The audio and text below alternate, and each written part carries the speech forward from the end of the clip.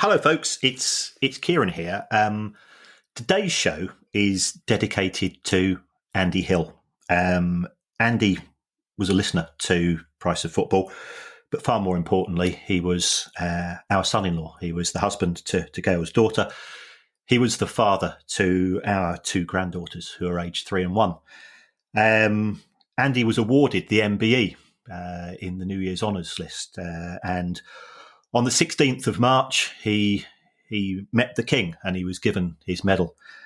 And less than 2 months later, he's passed away. Andy was one of the most decent people I've ever known. He was a fantastic dad. He was a fantastic son to his mum. He was a fantastic son-in-law to us. He loved his wife and his kids. And the reason why he was given an MBE was because he did a job which, frankly, would scare the living daylights out of me. He went to countries and he sorted out their governments when the troops left.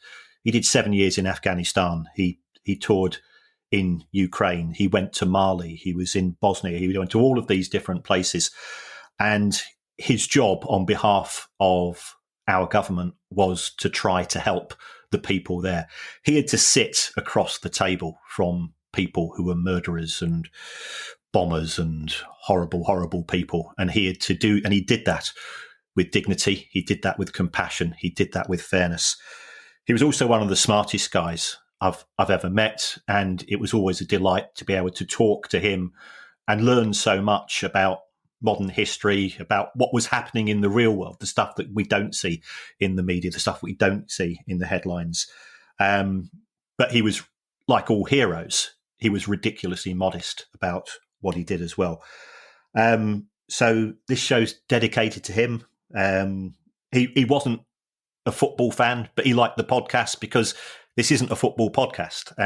And he used to sit in the car with his daughters and they'd be shouting, "Grandpa's come on the radio again, turn him off." We're devastated to have lost him. He was diagnosed with a brain tumour 14 months ago. He was married last May, and at the start of the year, he said he had two aims this year. One was to have his first wedding anniversary, and the second was to walk his daughter to school on her first day. Sadly, neither of these have taken place, but I just want to remember him for his greatness, his love to all, his shared affection that he had with me for horror movies. We used to go and watch them together, and it would be very strange to have these two old, well, in my case, an old bloke, and in his case, and then afterwards we would discuss what was our favourite moment of Halloween or Friday the 13th and so on. And just to say, Andy, we love you. We'll never forget you. We'll cherish you forever, and God bless.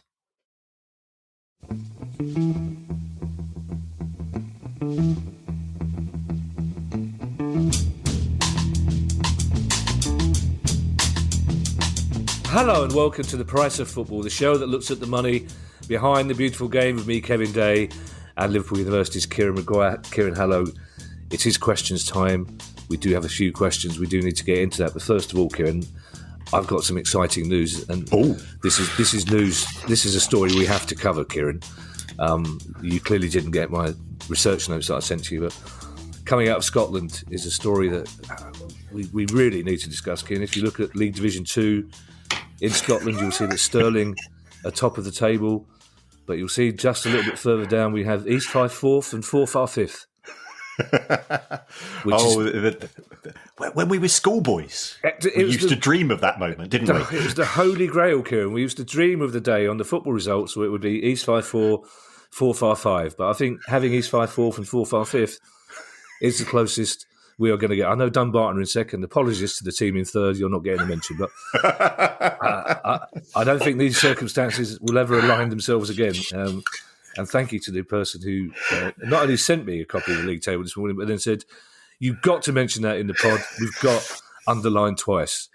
So I assumed it was from the guy under one of his false names, which we we're still fairly certain the guy's on some kind of witness protection scheme. But, we'll find out. Our first question, Kieran, is quite a lengthy one, but it's an interesting one, and it comes from Brendan Callahan. And Brendan Callahan says, I think the change to 5 subs is possibly a bigger issue than many people think. It's rightly so wrapped up as a player protection issue, and I'm all in favour of that. But it could also have financial benefits for players on certain contracts, surely. The big one is that players have a much higher chance of hitting appearance targets due to the fact that essentially each team can field up to 16 different players in a match. So will appearance bonuses become a thing of the past due to this, and player contracts may move to minutes played rather than actual appearances, that is, if it hasn't done so already? And will there be a few issues in the next couple of years with some players not being played because a club won't pay a bonus that was agreed before the 5 sub rules? What do you think? That last conspiracy theory, that's something all football fans believe, that can't pay. It sounds like a Dario Fo play, doesn't it? Can't pay, won't pay. That's because it is a Dario. It doesn't sound like it. That is the name of a Dario Fo play. We've gone from East 5-4, 4-5-5 to anarchist Italian playwrights in the space of 2 minutes. That every football fan believes that people are not being played because of bonuses, don't they? We can't play him. He's played 15 times. We play him one more time. We have to pay a bonus. So whether that's true or not. But I think Brendan's initial point is a very interesting one about the way the number of subs will change bonuses. Yes. So I contacted one of our friends who is an agent, and he says at Premier League level, it won't make much of a difference because the players are in a stronger negotiating position. And if clubs start playing around, then there's bottom lips go out, and all of a sudden, potentially there's going to be a story released to the press that such and such a player is unhappy, and therefore, other clubs, probably Chelsea, because they've not signed a player for a couple of weeks, are said to be interested. But as you go further down the divisions, it does cause issues. Some clubs, by all accounts, have stopped paying players money for being on the bench. Even if they come off the bench, so that's not good. Or as he described it, that's shit. And then we're seeing a variety. Because I said, has there been a shift from physical appearances to to minutes on the pitch?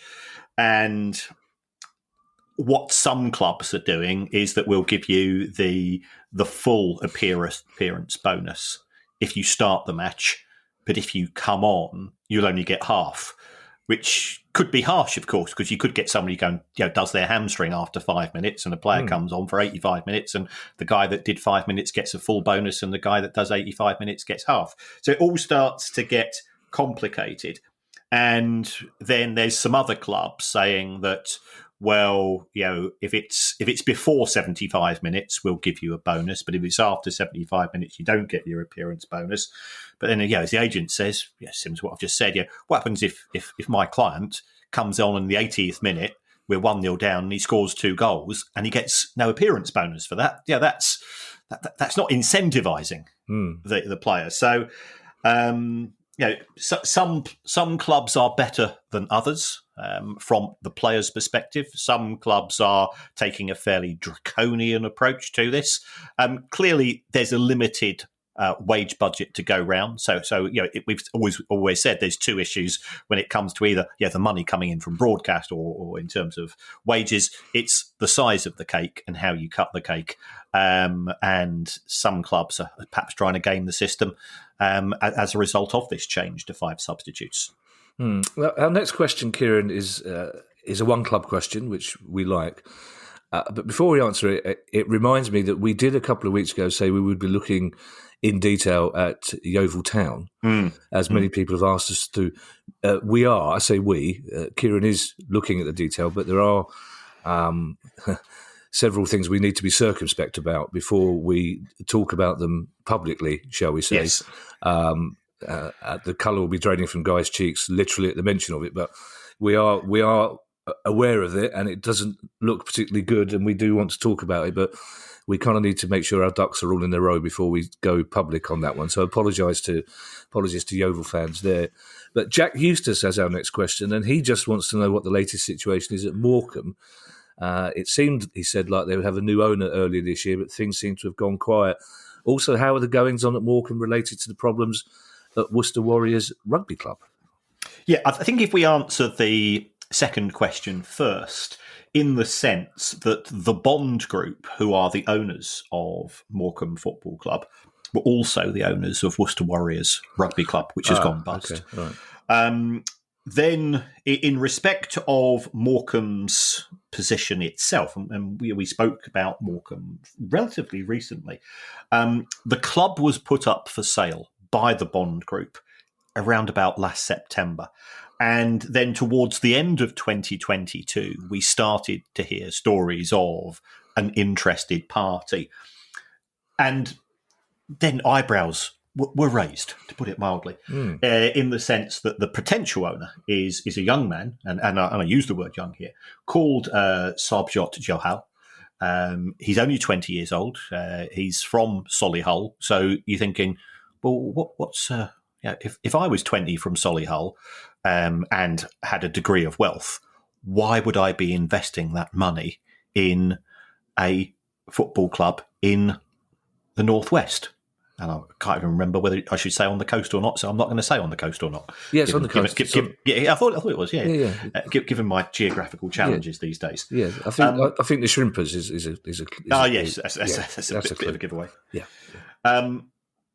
So what has happened? There have been potential concerns about lack of payment of wages. There was rumours about that, and then it appeared that Mr. Johal has been putting money into the club, but given that he's been linked with Morecambe now for over 4 months, you would have thought that he would have passed the owners and directors test of the EFL, and he would have reached an agreement with the Bond Group with regards to exactly what he's buying. And I'm always concerned that the longer these things drag on, the less comfortable you become. So money has gone in. The most recent wages have been paid, but we've got wages to be paid at the end of May. There's not that many fixtures left. In fact, there's not any fixtures left in League One. And therefore, where else is the money going to come from? As clearly the owners of the Bond Group appear to have, as much as they can, have washed their hands of the club. So it's one which I would describe as on our amber list, right. Morecambe.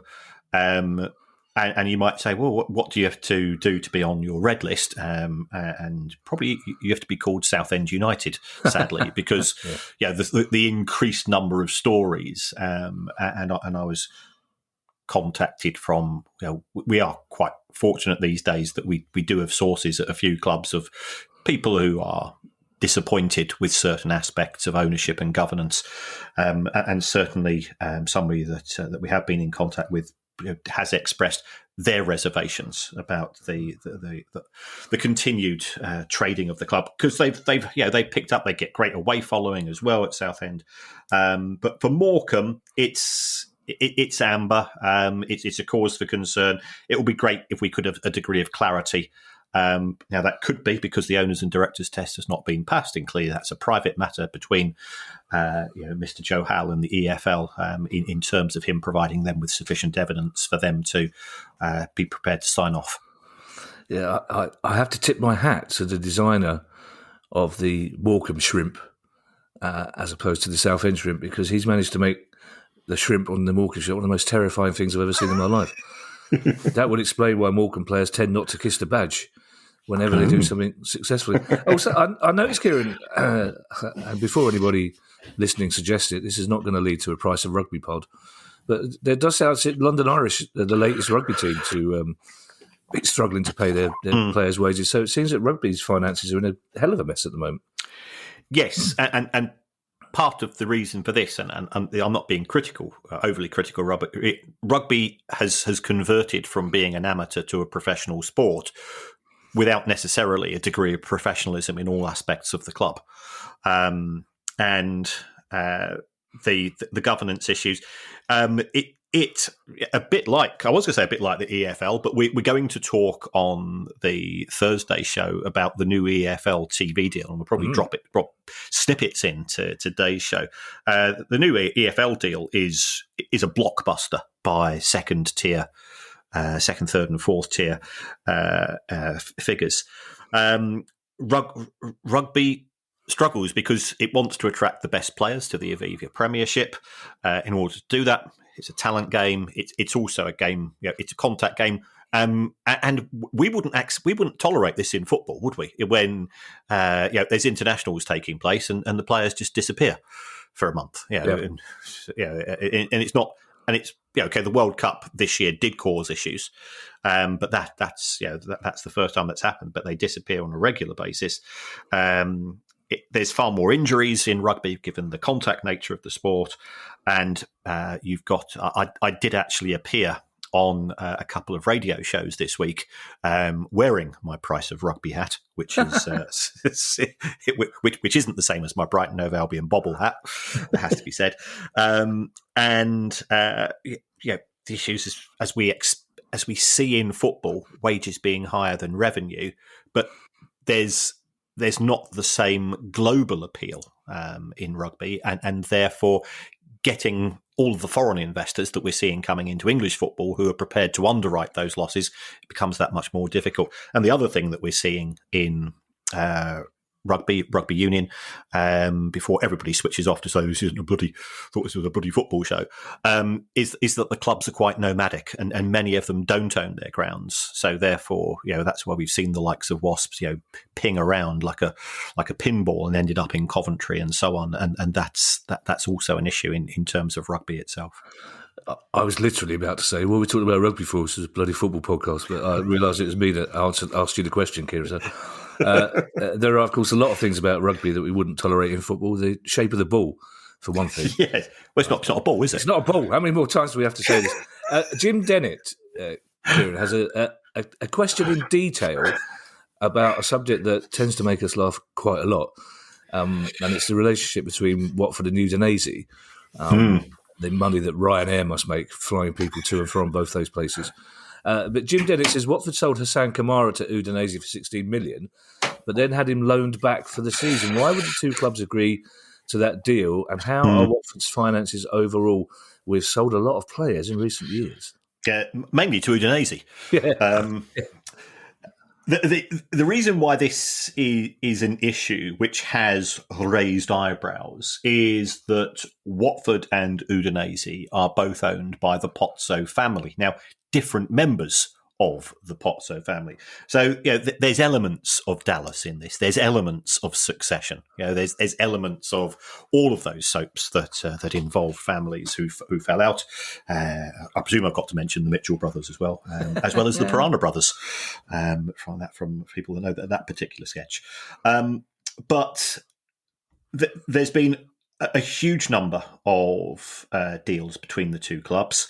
The accusation is that in terms of Hassan Kamara, he was bought, I think he's 29. So, there's not he's probably on his last decent contract. He was bought in January 2022 by Watford for 3.6 million. 6 months later, he sold for 16 million for a club which had been relegated and had been leaking goals, and he's a defender. By all accounts, he's a decent player. I'm not denying that. And then mysteriously loaned back. So it appears that Watford had been booking the profits in their accounts. And one of the issues with multi-club ownership is that it does give football clubs the opportunity to shift profits between one part of the group and another.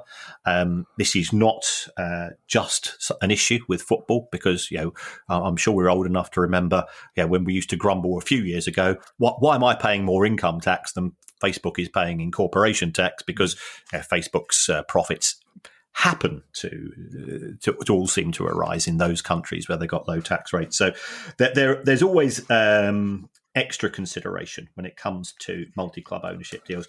With regards to Watford's finances overall, they're not great, But they did sell João Pedro to Brighton for £30 million earlier this week. So I think their player sale model is actually quite good. Even off an operational basis, they're not doing particularly well as far as the Championship is concerned. Earlier this week, you say? Earlier this week. Really? Yeah. How are you doing business outside the window? It's a pre-window agreement, so effectively he's not going to play for Watford again.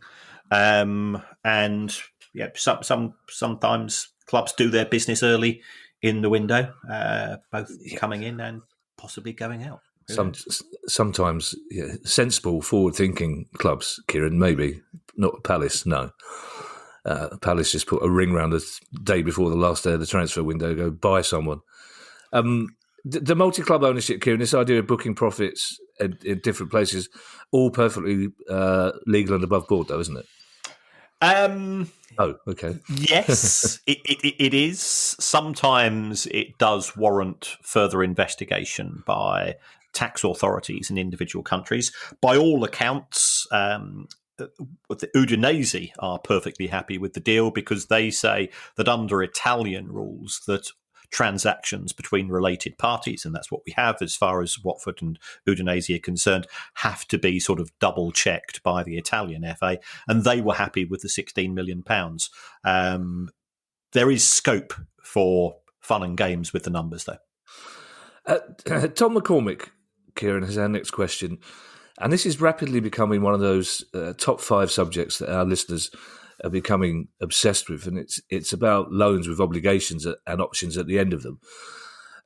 Tom says, it seems to me there's been an increase in the use of loans with an option or obligation to buy in the last few years, and this has got me wondering when the players agree personal terms. We know no player can be transferred without their agreement, so presumably in a loan with an obligation to buy, the player must have agreed to the final transfer and the contracts which comes with it before the loan move begins.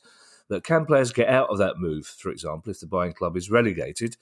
And also when the club has an option to buy, do the player and the club get the potential permanent deal in place before the loan begins? And that last bit is a question that a lot of people have been asking. When are they essentially transferring the player before they're even on loan? Yeah. I think there's a few questions in there, so let's just unpack those. The issue of an obligation to buy is determined by a trigger. Now, that trigger is normally a relegation or a promotion. So if we take a look at the issue, which we covered again a few weeks ago with Leeds United signing, was it John Kevin Augustine? Yeah. Or not signing John Kevin Augustine? That was a contract which had an obligation to buy, and the obligation was triggered should Leeds United be promoted to the Premier League. And the initial ruling is that they have to A, pay the transfer fee, and B, have to pay the player, which I think is causing a gnashing of teeth in Yorkshire. So there has to be a trigger. Now, with regards to the personal terms, those would be agreed at the same time as the transfer of the player's registration, because otherwise you could force a player to move for a £5 a week when the new contract kicks in. So that's why everything has to be achieved simultaneously, and the player and his representatives would be party to the deal overall. So then if we take a look at when the club has an option to buy, again, what tends to be the case, because what's the point of applying the option? So you might have a player on loan to you, and this is to protect both parties, in which the selling club, for want of a better phrase, says if at the end of the season, if you want to sign the player, it's £500,000, it's £10 million, whatever it's going to be. Again, there's no point in having that option, which the buying club can trigger, unless the buying club has, independently of that, also had a meeting with the player and his representatives and agreed the terms and conditions of the player's contract.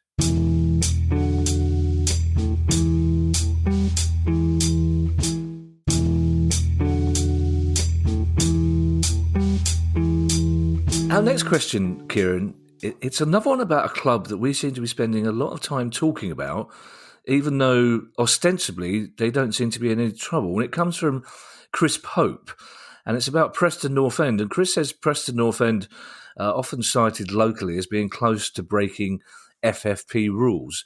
Is that so, and why exactly would that be? And is it possible to calculate how much we might be able to spend this summer without breaking those rules? Right. Well, thank you very much, Chris, for a bit of spreadsheet heaven that you gave to me. So I dug out Preston North End's accounts for the last 3 seasons, which we have available. And for people unfamiliar with the financial fair play rules, you're allowed a financial fair play loss of £39 million over 3 years. Now, if you take the accounting loss that is actually quite a bit greater than that. And the reason for that is that Preston lost about 400 grand a week in 21-22. But then you start to do your adjustments. So you're allowed to add back your infrastructure costs. You're allowed to add back your academy costs. Now, Preston, I think they've only got a Category 3 academy, so that's probably around about 700-800 grand a year. Preston have got a women's team. You add back the losses there. They've got a community scheme. I've sort of factored in. And when I did that, I got an FFP loss and threw in some figures for COVID. I had an FFP loss of around about 35 to 36 million. So they've got a bit of headroom, but not a huge amount. I don't know the extent of their finances for 22-23. Clearly, that's an ongoing issue. So how much money can they spend in the summer? A lot will depend on which division they're in. I think they've still got an outside chance. I may be wrong. Apologies to Preston fans if I've not checked the championship table. But I know there's still a bit of a bun fight in respect of some of those final playoff positions. And I think Preston were not too far away, but I might be wrong on that.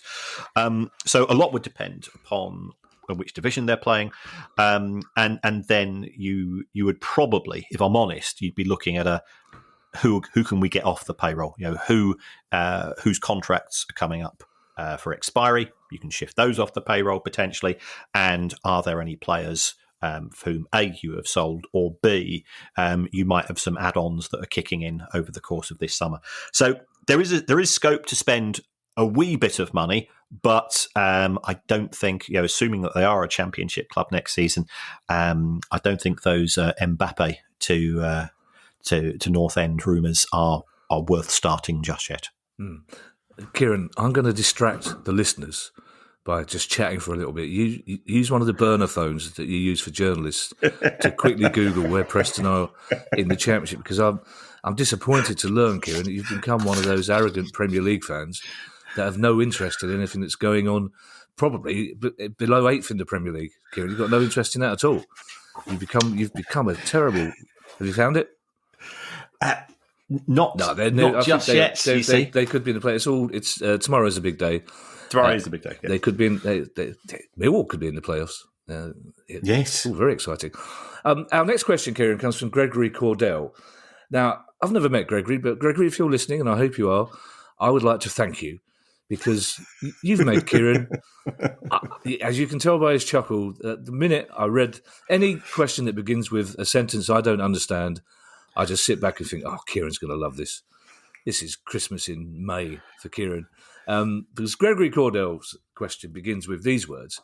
I have a question about the cost of additions line item in the intangible asset schedule in financial statements. Are there any costs beyond transfer fees to selling clubs plus fees to intermediaries for the year appearing in that figure? For example, sign-on bonuses. I ask because the Liverpool FC accounts for 2021 report £136 million for additions, which is a significantly higher gross transfer fee than I expected based on media reports and agreed transfer fees plus the FA report on fees to intermediaries. I presume LFC is Liverpool FC. Kieran? Yes, it is. Yeah. Yes. So, Kieran, fill your boots. I'll be back in a minute. Okay. Well, first of all, Gregory, you've clearly done your homework with regards to this. And I've looked on websites, Transfer Market, this is Anfield, and so on. And certainly there does appear to be a significant difference, probably in the region of around about £50 million. Part of the reason for this is that sometimes, and we've just been, I've just been mentioning that Brighton have effectively bought a player before the transfer window starts. Well, there's a further issue when it comes to dates, because we as fans, we say that if we're taking a look at the 23-24 season, that season starts the minute the final match of 22-23 ends, and anybody signed over the course of the summer is automatically a 23-24 signing. But that's not necessarily the case, because football clubs have financial year ends. Now, if the financial year end is the 30th of June and you sell a player or buy a player in June, that goes into the previous year's accounts rather than the upcoming one. So sometimes there's a disconnect between what we perceive as being a purchase in a particular year and the way that it works in the accounts, simply because of cut-off dates. So if you think about Aaron Wan-Bissaka, Kevin, when he was sold to Manchester United by Palace, and also remember when we had Richarlison being sold by Everton to Spurs, both of those deals, I think, went through on the 30th of June, and that allowed both Palace and Everton to record those sales and therefore book the profits in the season which we've just had, rather than the season that's coming up. So a lot of it has got to do with timing. In addition, sometimes there's a case that you might have some add-ons which the club will capitalise in respect of earlier transfers, which they'll then try to amortise over a period of time. Although personally, that makes me a bit twitchy. Our next question, Kieran, comes from Richard. You know my views on the subject of just one names, Kieran, but given the point he makes in his first sentence, perhaps we can understand why he wants to keep it to just Richard. As Richard says, will we ever see 3 o'clock kickoffs on TV in the UK again without the need for a dodgy box? Richard, you can put yourself. We're not grasses. There's many things we are on this show. Richard, inefficient, late occasionally, wrong with our references, obsessed with the 70s, but grasses, no, never. Uncle Terry would be mortified if we could just locate where his grave was, and he would certainly be turning in it. We narrowed it down though. We reckoned somewhere off the M6, didn't we? We did. Richard says, looking at just the Premier League, surely we're at a point where we won't see empty stadiums, regardless of whether a game is on TV or not at 3 o'clock. It would be more inclusive for those who, like my granddad, can't make the games anymore due to poor health.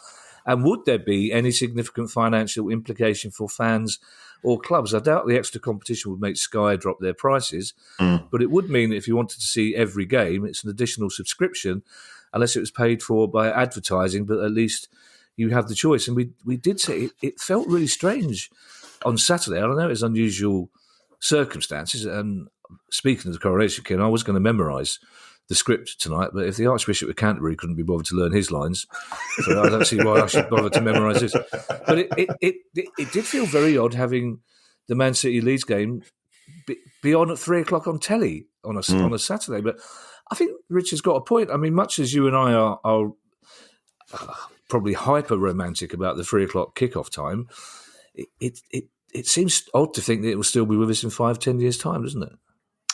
Well, it will be with us in 5 years' time, because I think I mentioned earlier that the EFL has a new TV deal. Yeah. And I think there was a genuine discussion as to the merits in respect of the blackout.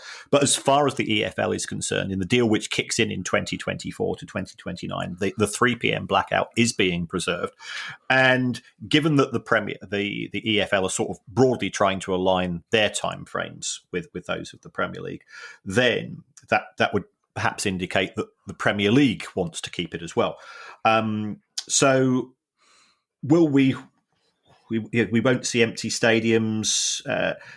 The EFL's argument is that it's good for tradition, it's good for preserving grassroots, not below the EFL itself. Yeah, of because course, yeah. and I think that has always been an issue, that if you support a local team which is sixth, seventh, eighth tier, and there's a local game on at 3 p.m, then that would have an impact upon attendances, and you haven't got the benefit of a TV deal yourself. So certainly grassroots football, and what I would refer to as genuine grassroots, because the Premier League definition of grassroots actually starts with the Championship, which I've always found somewhat bizarre. Then that is a cause for concern. But it looks as if that is going to be maintained as far as the EFL is concerned. And therefore, sellers of dodgy boxes, which we cannot endorse. They're normally called Big Dave, and they can normally be found in the local pub. So, with regards to your granddad, I can, all granddad. Speaking as a granddad myself, I want to see as many matches as possible, and I'm sorry to hear of his poor health, which prevents him from going. It's not going to happen for a while, but we're living in a world in which we've learned to say never. I'm quite reassured about it. I do feel sorry for Richard's granddad, but I'm quite reassured that the 3 o'clock kickoff is here with us for some time now. Our next question comes from James, James, and I would disapprove, but I'm choosing to believe that it's actually from the band. Who I imagine you would have seen sometime in the past year. Yeah, of course, yeah. Or the bass player and half of the drummer is still claiming to be James. No, they're still going. Are they still going? Yeah. I admire their attitude rather than me. I do. I love those sit down, but I'd be struggling to name another James song, I have to say. Oh, great. No, they still sell out the Manchester Arena. Do they? Because they've got a huge cult following in the city. Because they always were sort of an under the Arches band in Manchester. Yeah. Mainly for their T-shirts, and then they became pretty big themselves. Now they're great live. I'd thoroughly recommend it. Where would you place them next to Duran Duran, who I've been mystifying people by saying that you went to see last week? Sometimes you got to take one for the team, Kevin. Sometimes you got to take one for the team. Anyway, James's question is this. James says, I support Arsenal. So it's not the band then, obviously.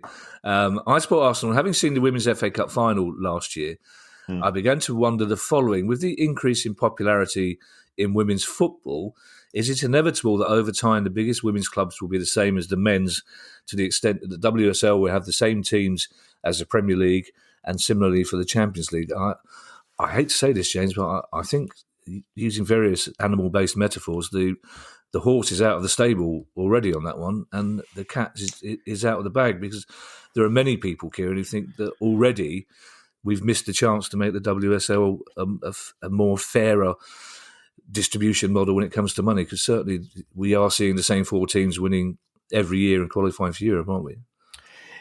Yes, I mean, it looks like Manchester United have got a genuine chance of winning the WSL, and that club didn't exist 5 years ago. Indeed, Newcastle United, they've started their women's team, and I don't really read, that's going to have a detrimental impact on Gateshead and Durham. And Durham, yeah.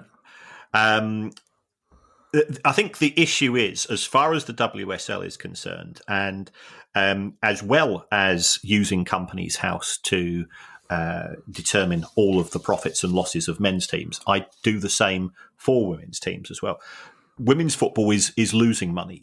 It's great to see the growth, but that growth is not turning into profits, and part of the reason for that is the clubs are trying to grow the game.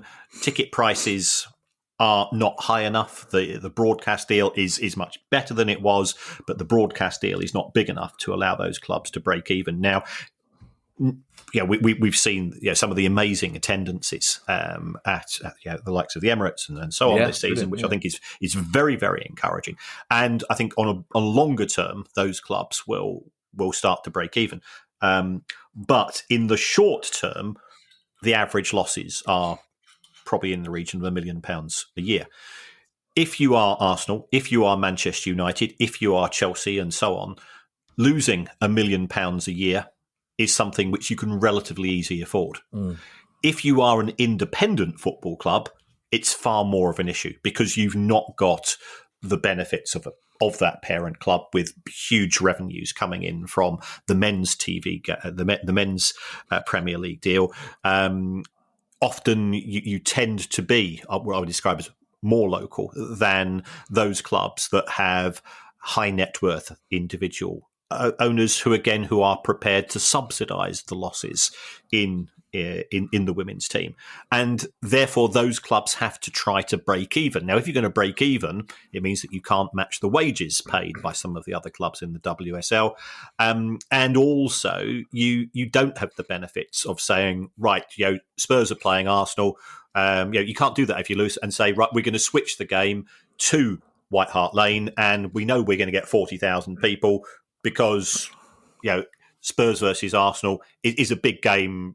If it's an under eights, you're still going to get a lot of people turning up to go and watch it because it's Spurs versus Arsenal. It's a big derby and so on. And I therefore expect that to further accelerate over a period of time. And it does mean that the independent teams who, without their efforts, we wouldn't have a WSL because those are when the Premier League clubs weren't as interested as they are now, it was the likes of Lewis and it was the likes of Gateshead and London City and so on that ploughed that particular furrow with regards to trying to have a product and giving opportunities for women and girls to actually play the game on a competitive basis. Our penultimate question, Kieran, comes from Carl Hamburger. And Carl says, Kieran spoke about write-downs of football players in the financial statements. That in the financial world, investments at the end of the year are often marked up and valued at market value, even above their cost price. Why would football clubs not do the same? Right. The reason, Carl, why football clubs cannot do the same is because you've said they're marked up and valued at market value. Well, the thing is, if I'm looking at the shares of Apple, if I'm looking at, and I own 100,000 shares in Apple, I can say, here's the stock exchange. Our year end is the 31st of December. This is what the stock exchange says is the value of Apple's shares. It's $125. I can do the sums. At the 30th of June, 2023, what is the market value of Joel Ward? What is the market value of Bastian Schweinsteiger? What is the market value of Mohamed Salah and so on? There isn't the whole point about a market. A market is where you tend to have lots and lots of buyers and sellers who are trading broadly identical products. So, if I go to, I used to go to markets where they were selling, when I used to go and spend the summers on our farm in Tipperary. So you'd have markets for cattle, you'd have markets for sheep, and you went in, and a cow is a cow is a cow as far as the market is concerned. Whereas for footballers, they have unique talents. And it's a bit like paintings. Why are not all paintings sold at the same price? It's because they have that unique factor. So because there is no unique market, you cannot value at a market value because on the 30th of June 2023, nobody is selling a Joel Ward. There's one to sell. Whereas if it was barrels of oil, there's hundreds of thousands, if not millions of barrels of oil being sold on that particular day. So therefore, we value down because accountants are very conservative. You can reverse the impairment, which has previously gone down. I mentioned Bastian Schweinsteiger. He was signed by Manchester United under the managership of Louis van Gaal. Then Jose Mourinho came in, and Mourinho was trying to show his ego. So the first thing he did is he picked on the player and says, "You're crap. You were signed by the previous manager. You're going to go and play with the reserves." And Manchester United had to write him down because he was no longer a first team player. He was now training with the kids. And then Manchester United had an injury crisis. They brought Schweinsteiger back into the first team, and they were able to reverse the impairment, but you're not allowed to go above your reversal figure. So it's all to do with the fact is that there are no markets as such for individual players. I'll tell you what, Kieran, Sky transfer deadline day coverage would be a lot more watchable if it took place in a corrugated shed somewhere in the countryside with 200 club owners in flat caps and woolly boots watching on as players just get paraded up and a bloke with a really fast voice just goes through loads of numbers and slams his gavel down. And the player Especially if that voice is Irish. The voice is Irish, actually. And then Joel Ward just gets tied up and put in the back of a white van and taken off to another club. I think I'd probably watch that. Our final question comes from Jack Diath. But don't go anywhere, listeners, because we have a little bit of news of our own to share with you, which we'd like you to help us with. And Jack Diath says, friend of the pod, Accrington chairman Andy Holt, has been talking about how he feels the distribution of money from iFollow is unfair. And again, this is another subject, Kieran, that's quite quickly broken into our top 5 or 6, the finances of streaming. But Jack says, cards on the table, he's not so popular with my team Ipswich Town after calling our captain Sam Morsey a shithouse. I'm afraid my South London pronunciation of shithouse doesn't do full justice to Andy Holt's. We've heard Andy. Yes. And Sam Morsey got a retrospective ban on the basis of some not very clear video evidence, it says here. But Jack says, Andy seems to feel that the clubs shouldn't receive the money for the iFollow passes they sell, either away clubs. My side, Ipswich, regularly sell out away ends, so shouldn't they benefit from selling extra iFollow passes? Can you explain the costs involved in iFollow for the home team? And could you propose a fair system for the profits from iFollow? Right. Well, again, this sort of ties in with the new EFL TV deal, where I think we're going from around about 200 matches to 1,000 matches a season going to be broadcast. So therefore, on the back of that, there's going to be far less demand for iFollow, given that the matches will be available on Sky. But in terms of the additional costs for the home team, those costs are fairly negligible. The issue that Andy Holt has, I think, is twofold. First of all, there is the potential loss of income from away fans. I absolutely understand. Ipswich, congratulations, fantastic season. Thoroughly deserved promotion. And welcome back to the Championship. The Championship's going to be fantastic, as it always is next season. But I think Ipswich, being there, and also our good friends at Plymouth as well, is going to be brilliant. But not all clubs sell out away ends, and those clubs that don't, I think this is where Andy is. His issue says, well, what happens if it is Morecambe? What happens if it is Burton Albion? They would normally bring 700, but this time they're only bringing 400, and Burton have sold Burton have sold a few hundred iFollow passes as well. Now, the way that iFollow used to work was the home team kept all of its iFollow passes income, and then it was the first 500 of the away tickets went to they were paid to the home team, and then there was some sort of split. So in terms of a fair system, and I think Andy's other issue, and again, I understand some sympathy here, what we want is competitive balance in divisions, and there's no doubt. Think about some of the clubs that we've had in the Championship in recent years. Sunderland were there for 3 years. We've got Derby County. We've got Sheffield Wednesday. We've got Ipswich Town until this season, and then you also have the likes of Burton, Accrington, Stanley, Morecambe, and so on. And if you were to give, and this is how the present system works, if you were to give 100% of the revenue when an away team sells a pass to the away team, it's going to further increase the divide between the rich and the not so rich. Is there a solution to that? I'm a great belief in profit sharing in football. I'm old enough and grumpy enough to still believe that match day, ticket sales should be shared between the home team and the away team.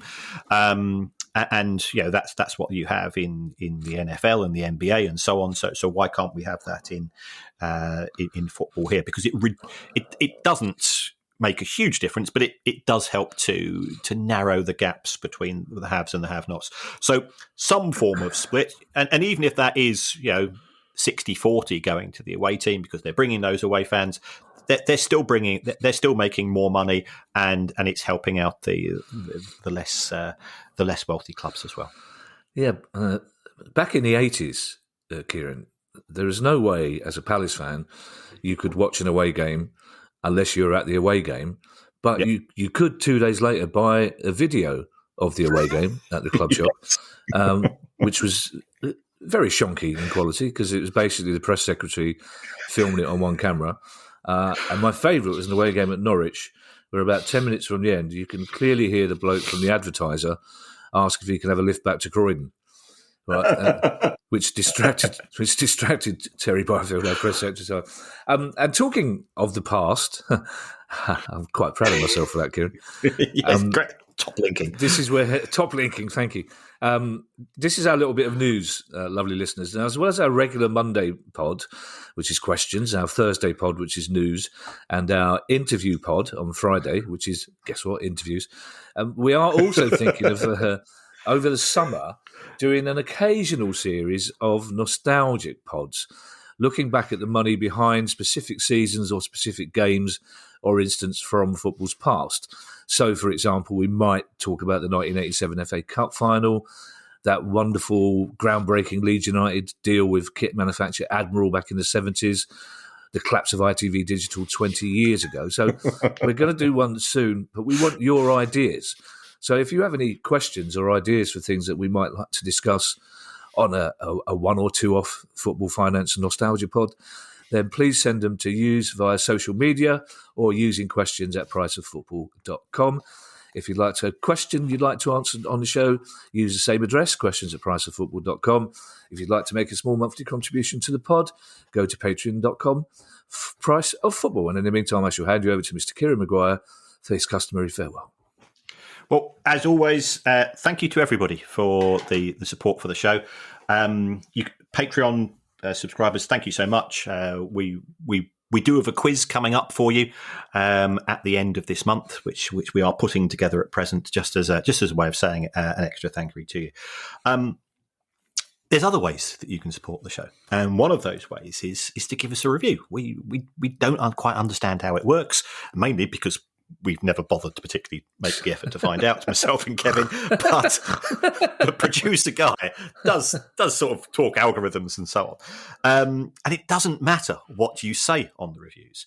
You could even say you would rather have the show presented by Joel Ward and the Tipperary Irish auctioneer, which I used to listen to with mouth agog because, confession time, I never understood a word that my aunties and uncles from our Tipperary farm ever used to say to me, because it's quite a strong Irish accent and it is delivered pretty fast to begin with. And you add to that the enthusiasm of an auctioneer. And when you were 8 years old, it was just a sea of discovery. Never had a clue what was going on, but it was very exciting at the time. Yeah, I imagine a lot of what they were saying, Kieran, was put that spreadsheet down. You're 8 years old. Yes. Bye, everybody. Bye. The price of football.